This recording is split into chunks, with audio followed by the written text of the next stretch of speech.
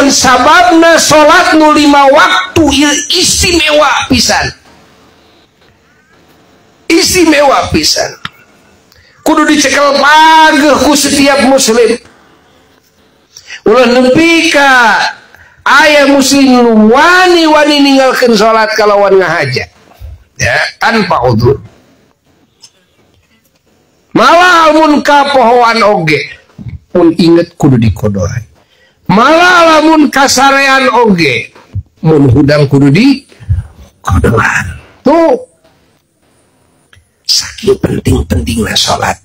Dugi ka junjunan waktu sakaratul maut kalimat diantarana anu di dawuhkeun ku mantenanana di akhir kalimatna di antawisna as-shalah. As-shalah mihape salat.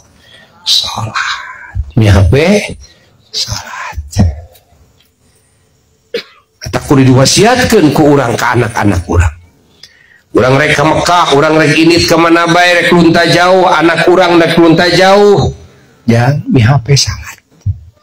Nyai mihape salat sakumaha sibukna anjeun kan di mana bae keur kumaha bae dina waktuna salat maneh kudu salat mihape kudu diwasiatkeun ka salat mihape salat. Matak salat adalah amal ibadah anu ku Allah dijantenkeun tihangna agama anu mana agama ngarupakeun bangunan anu pondasina nyaeta keyakinan akidah. Nah tidinya tihangna adalah salat. Sajalma nu ngadegeun salat nu 5 waktu manehanana ngadegeun agamana.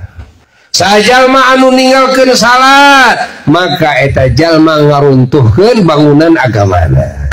Mesin puasa munggah haji wah maca Quran loba sedekah loba jariah gitu kan wiridan itu wiridan tapi ninggalkeun salat 5 waktu kabeh namruk siga suhunan ya najan kaina alus najan bahana wah mahal gitu ari eueuh tihangna rek di mana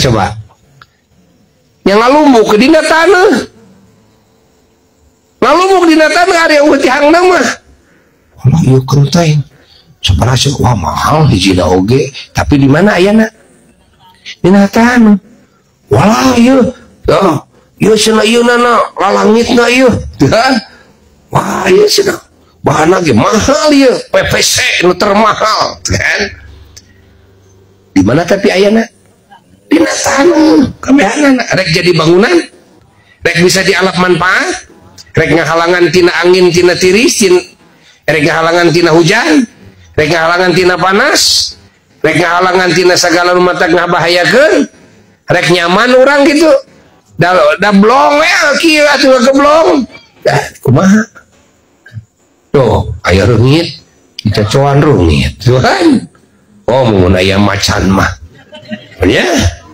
tuh dikerekep ku macan ukur ayat tanah we wungkul ukur pondasi wungkul iman mah iman ka Allah nanti salat eta teh pondasi wungkul da abdi osok puasa abdi loba sedekah oh abdi loba tutulung kanu butuh tatalang kanu susah ngan ngalumuk kabeh dina taneuh we ngadagoan diadegeun heula naonana tihang